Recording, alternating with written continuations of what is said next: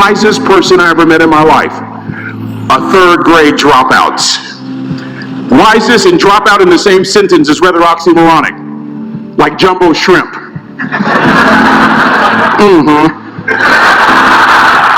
Like fun run. Ain't nothing fun about it. Like Microsoft Works. Y'all don't hear me. I used to say like country music, but I've lived in Texas so long, I love country music now. I hunt, I fish, I have cowboy boots and cowboy. Y'all, I'm a black neck redneck. Do you hear what I'm saying to you? No longer oxymoronic for me to say country music. And it's not oxymoronic for me to say third grade and dropout. That third grade dropout, the wisest person I ever met in my life, who taught me to combine knowledge and wisdom to make an impact, was my father. A simple cook. Wisest man I ever met in my life. Just a simple cook. Left school in the third grade to help out on the family farm, but just because he left school doesn't mean his education stopped. Mark Twain once said, "I've never allowed my schooling to get in the way of my education."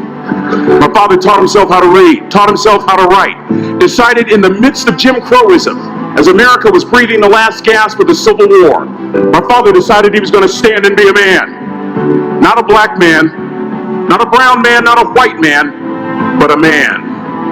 He literally challenged himself to be the best that he could all the days of his life. I have 4 degrees. My brother is a judge. We're not the smartest ones in our family.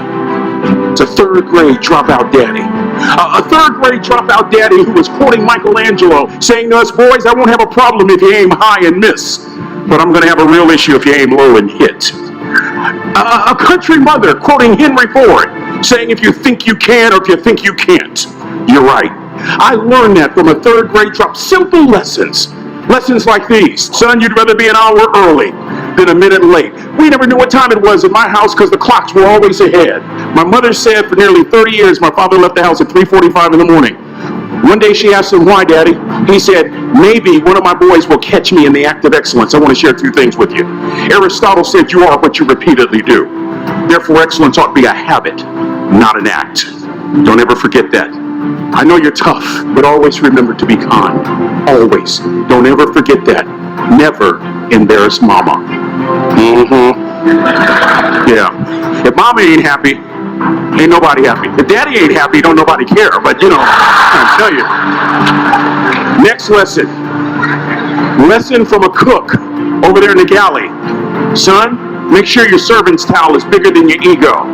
Ego is the anesthesia that deadens the pain of stupidity. Y'all might have a relative in mind you want to send that to. Let me say it again. Ego is the anesthesia that deadens the pain of stupidity. Pride is the burden of a foolish person. John Wooden coached basketball at UCLA for a living, but his calling was to impact people. And with all those national championships, guess what he was found doing in the middle of the week? Going into the cupboard, grabbing a broom, and sweeping his own gym floor. You want to make an impact? Find your broom. Every day of your life, you find your broom. You grow your influence that way. That way you're attracting people so that you can impact them. Final lesson. Son, if you're going to do a job, do it right. I've always been told how average I can be. Always been criticized about being average. But I want to tell you something. I stand here before you, before all of these people, not listening to those words, but telling myself every single day to shoot for the stars, to be the best that I can be. Good enough isn't good enough if it can be better. And better isn't good enough if it can be best. Let me close with a very personal story that I think will bring all this into focus. Wisdom will come to you in the unlikeliest of sources, a lot of times through failure. When you hit rock bottom, remember this. While you're struggling, rock bottom can also be a great foundation on which to build and on which to grow. I'm not worried that you'll be successful. I'm worried that you won't fail from time to time. The person that gets up off the canvas and keeps growing, that's the person that will continue to grow their influence. Back in the 70s, they helped me make this point. Let me introduce you to someone. I met the finest woman I'd ever met in my life. Back in my day, we'd have called her a brick house. This woman was the finest woman I'd ever seen in my life. There's just one little problem. Back then, ladies didn't like big old linemen. The blind side hadn't come out yet. they like quarterbacks and running backs. We're at this dance, and I find out her name is Trina Williams from Lompoc, California. And we're all dancing, and we're just excited. And I decide in the middle of dancing with her that I would ask her for a phone number. Trina was the first one. Trina was the only woman in college who gave me her real telephone number. The next day, we walked to Baskin & Robbins ice cream parlor. My friends couldn't believe it. This has been 40 years ago, and my friends still can't believe it. We go on a second date, and a third date, and a fourth date. We drive from Chico to Vallejo so that she could meet my parents. My father meets her. My daddy, my hero, he meets her, pulls me to the side and says, "Is she psycho?" But anyway, we go together for a year, 2 years, 3 years, 4 years. By now, Trina's a senior in college. I'm still a freshman, but I'm working some things out. I'm so glad I graduated in 4 terms. Nixon, Ford, Carter, Reagan. So now it's time to propose. So I talk to her girlfriends, and it's California. It's in the 70s, so it has to be outside. Have to have a candle, and have to have some chocolate. Listen, I'm from the hood. I had a bottle of Boone's Farm wine. That's what I had. She said yes. That was the key. I married the most beautiful woman I'd ever seen in my life. Y'all ever been to a wedding, and even before the wedding starts, you hear this? How in the world? And it was coming from my side of the family.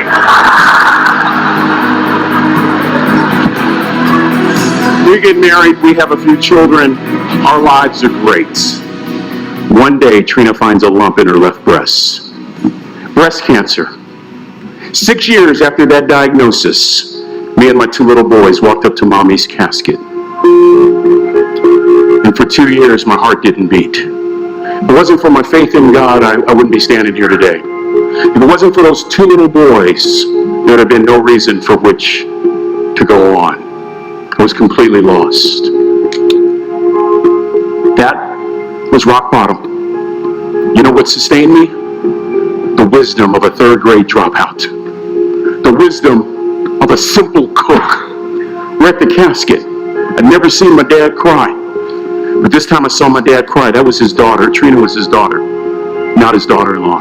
And I'm right behind my father, about to see her for the last time on this earth. And my father shared 3 words with me that changed my life right there at the casket. It would be the last lesson he would ever teach me.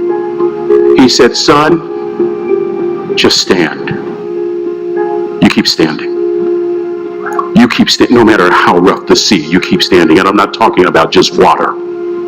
You keep standing. No matter what, you don't give up.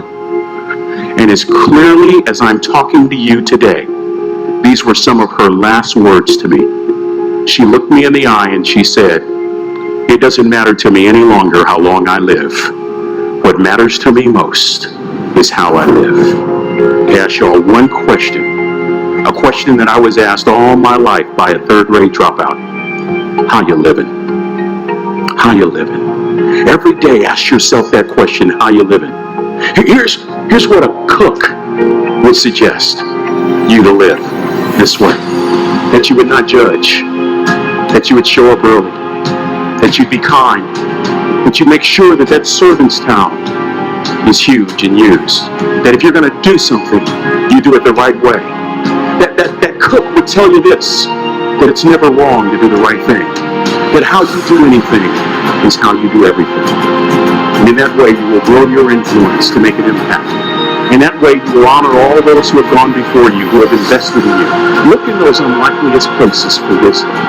Enhance your life every day by seeking that wisdom and asking yourself every night, how am I living?